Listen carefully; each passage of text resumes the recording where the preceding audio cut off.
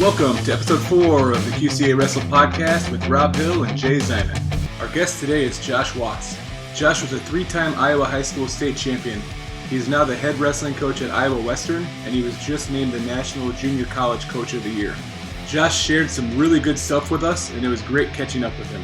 To see more of our content, check out our website at qcawrestle.com. Also, make sure to subscribe to our YouTube channel and on Apple Podcasts or Spotify. We're live with Josh Watts. Josh, thank you for joining us. Josh is a 2001 graduate of Davenport Assumption High School, 3-time Iowa High School state champion, career high school record of 190-4, which was the most wins in state history at the time. Went to college at UNI and Loris, and then when he started his coaching career, he was an assistant at Loris. Started a program at Darton College in Georgia, and now he is the coach at Iowa Western. Iowa Western just finished 3rd at the National Junior College Championships, and Josh is the National Junior College Coach of the Year this year. So super awesome wrestling resume. We're really happy to have you here, Josh. Thanks again for joining. Yeah, thanks for having me. We'll start off with sort of the elephant in the room for everyone probably around the world right now with the craziness going on with this coronavirus and everything. What are you and what are your team, what are you guys doing to kind of continue moving forward?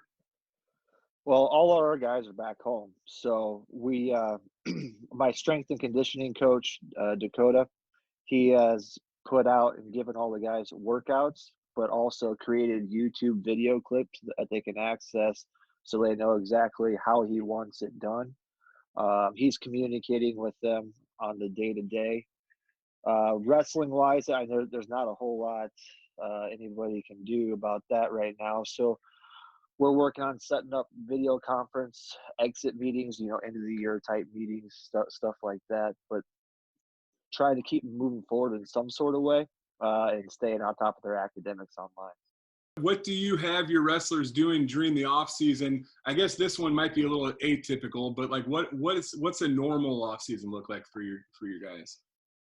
Usually we're training in freestyle and Greco, doing that plus doing individual technique sessions along with study sessions and stuff. So we do that through the end of the school year. And then we have some guys who will stay. We work with them all summer, mostly on the folk style stuff. But we had just recently jumped in with Swift, which is going to be ran out of our facility. And then all our guys will be training and competing in freestyle and Greco during the summer with them. Is Swift, is that the one? Underwood coaches I know have been involved. Like is Jeff Ziegler? Yep. Involved in that? Okay, cool. Yep. Yeah. Awesome. I think he ran some of our boys in USA State or USA Nationals, right? Mm-hmm. He heads that up.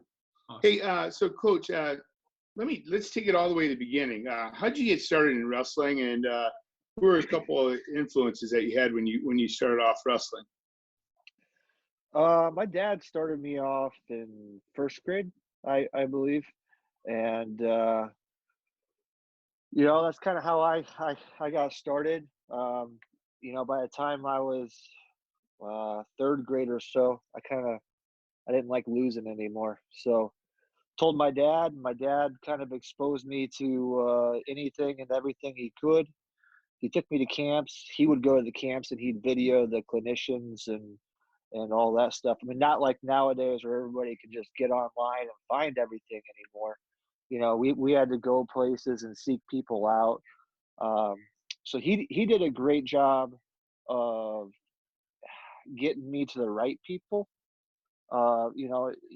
He knew how to work hard and all that and instill a lot of things in me. But as far as the technical stuff, he did a lot. Took me to Iowa City on every Sunday, and I was wrestling at the Hawkeye Wrestling Club and had all those guys who wrestled for Iowa in the 90s as my coaches. There's a lot of things. There's a lot of people who contribute throughout the years when you're competing. So I'm going to kind of lead that right into the next question here for you too. How much freestyle and Greco did you do growing up? Did you have a lot of off-season wrestling or not? And how much was available to you at that age? I didn't do a whole lot of summer wrestling like consistently until high school. My dad had me playing baseball during the summer. I think I would do like one wrestling camp during the summer. But freestyle and Greco, um, after my freshman year in high school is when I started messing around with that a little bit. So, but yeah, I did it all 4 years in high school, and I wrestled it in college as well. Awesome. Hey, speaking of high school, can you tell us the story about how you ended up at Davenport Assumption? I'll tell you, there's two big reasons on why I went to Assumption, and I'll tell you one. So there was this leading up to AAU state. We couldn't get in the room to work out. I couldn't find a place to wrestle.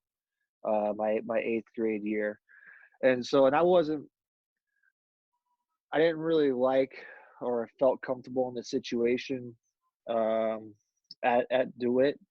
So I was looking for a place to work out, and so my dad thought it'd be a good idea. Why don't you reach out to the high schools, and then if you're thinking about not going to DeWitt, we could see what those rooms are like.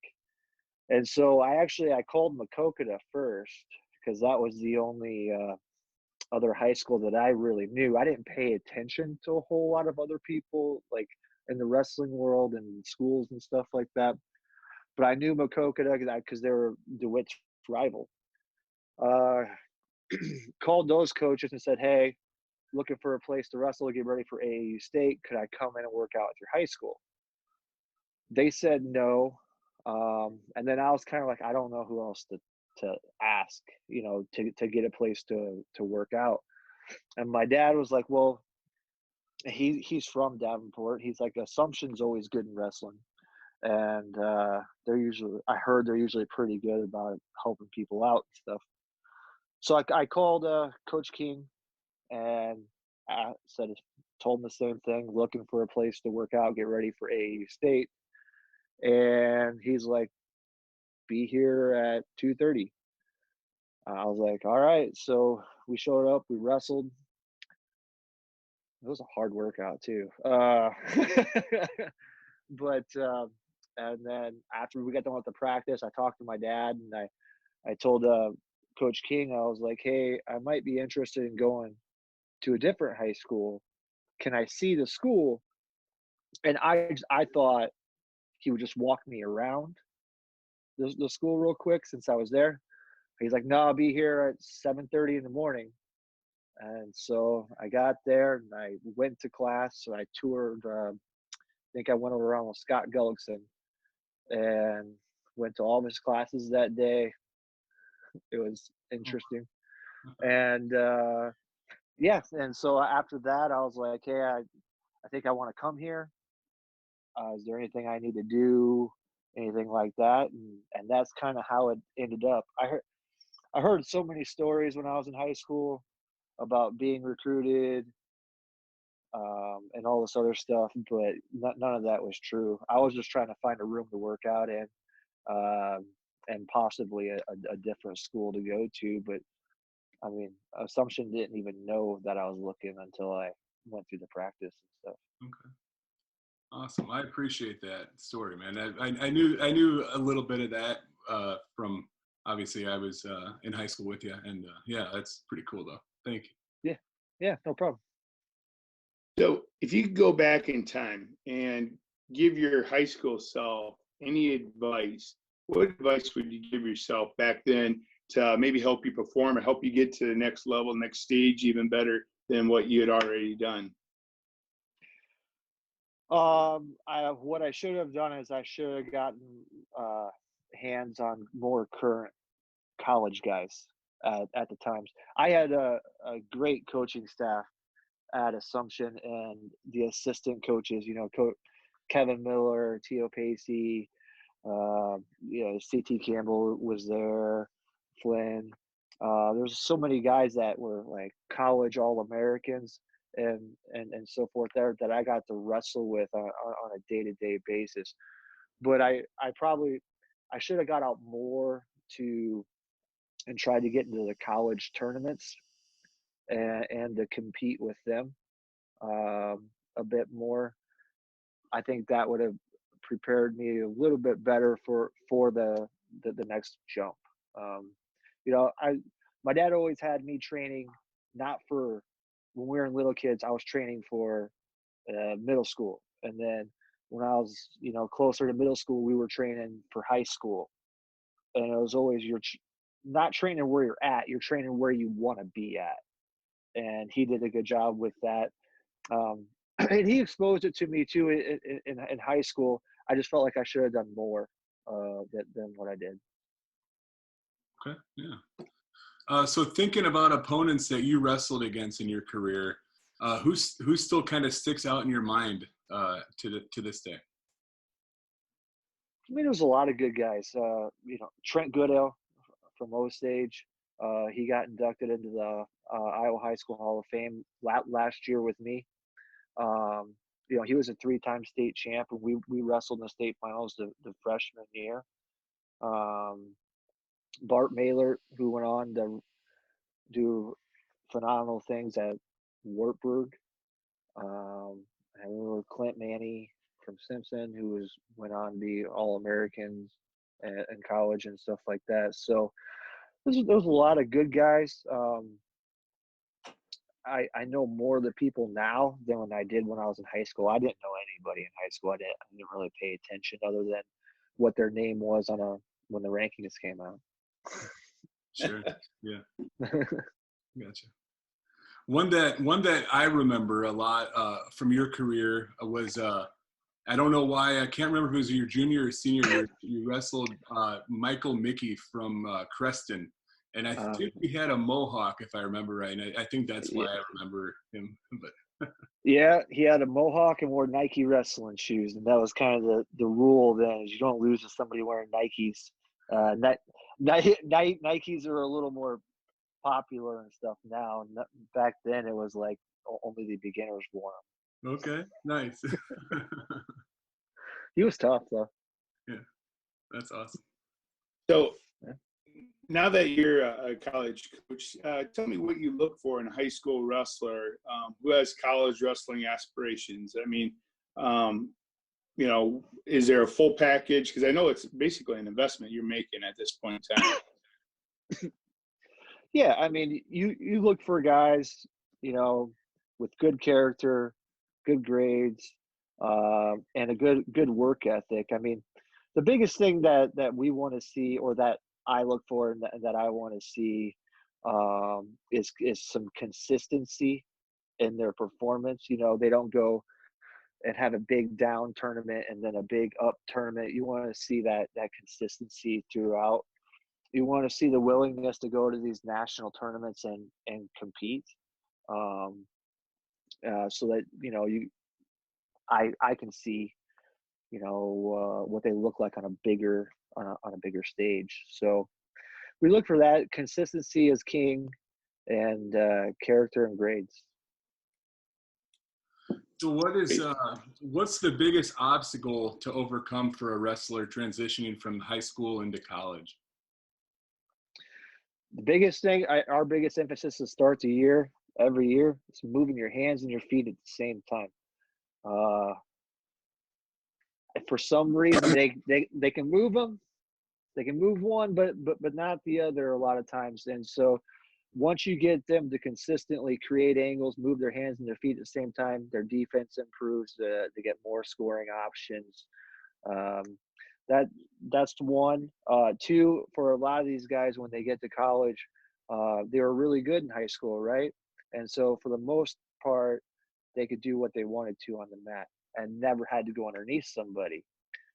Then when they get to college, freshmen always really struggle coming off the bottom, because they're not there a whole lot through 4 years of high school. And so you see a lot of freshmen get ridden, but also turned. And that's a big thing you got to fix throughout the year. When do you typically start looking at a recruit coming into your organization? So, I mean, do you start kind of feeling them out, the end of their sophomore year, junior year, or do you really want to just wait and see what produces after they're, until they're a senior? I mean, we'll start looking at kids sophomore year typically. They start maturing a little bit physically and moving up weight classes and so forth there. So, so sometimes you're stuck in a situation on a year where you're like, hey, I really need this weight class, but I'm deep in these other weight classes and so forth there. So you got to make sure the kids are going to mature to where you want. But we always have kids that, after the freshman year who we're kind of keeping an eye on. So really start watching them sophomore year, junior year. We're really on getting to know more about the kids and everything there by talking to their high school coach, their club coach. If we know any of the teammates they have or guys that have wrestled against them, hey, what's this kid like, and diving deep into them. So, but really start paying attention that kind of after that freshman year, sophomore year for us anyway. Okay, cool. So we know we talked a little bit about you guys ended up third in the country this year. Just wondering if you tell us a little bit about this past season and then what your outlook's kind of looking like for next year. Yeah, this year we were really, really young. We felt like we had a strong recruiting class with some key sophomores coming back, and so I think we had 7 freshmen in the lineup and 3 sophomores. So started off the year real well. The guys kind of came together, probably the closest unit I've ever had. Guys who are not in the starting lineup being there and challenging and pushing the guys and supporting them. But we went out to national duels, went in there with 3 starters missing. We got a little banged up, and we ended up in the finals. By the time we made it to the finals, we only had 3 starters in the lineup. We had a lot of injuries throughout the tournament. It's a grind. And so finished second at national duels, won our region or our conference, however you want to look at it. That was our first conference title. And all of our guys had placed in the top 3, qualified all 10. And then nationals, we wrestled really well. The guys fought really hard, had some tough draws, really battled through it. And we got our second national champion that I've had with Isaiah Crosby at 165 pounds. And we had 5 All-Americans. So sat pretty good, finishing 3rd, which is our highest. We had finished 4th, 5th, 6th, 8th, plenty of times. But the breaking of the top 3 was a big deal. We were really close. If we could have got another guy through or 2 guys through, that we would have been in the hunt for the title. But yeah, and we have obviously all 7 out of the 10 national qualifiers coming back. We have guys on the lineup already that can fill in for the sophomores who left. So we feel like we're sitting pretty good. We need to land some key kids for next year, but I mean, it's always good when you have 5 returning All-Americans.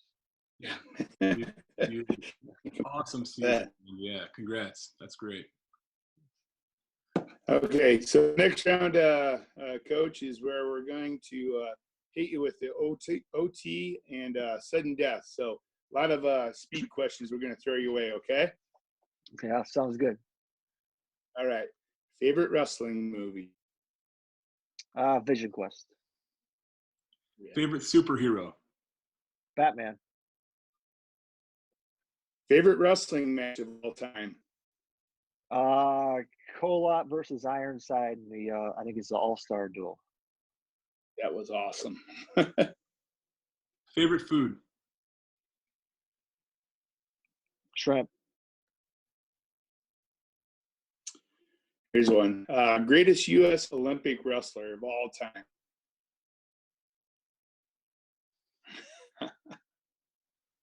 John Smith. I want to say Gable, but John Smith. John Smith, going for the ankle biter. All right. Favorite vacation destination? Ooh. Jamaica. What music do you play in your wrestling room when it's your choice? 90s rock. Okay.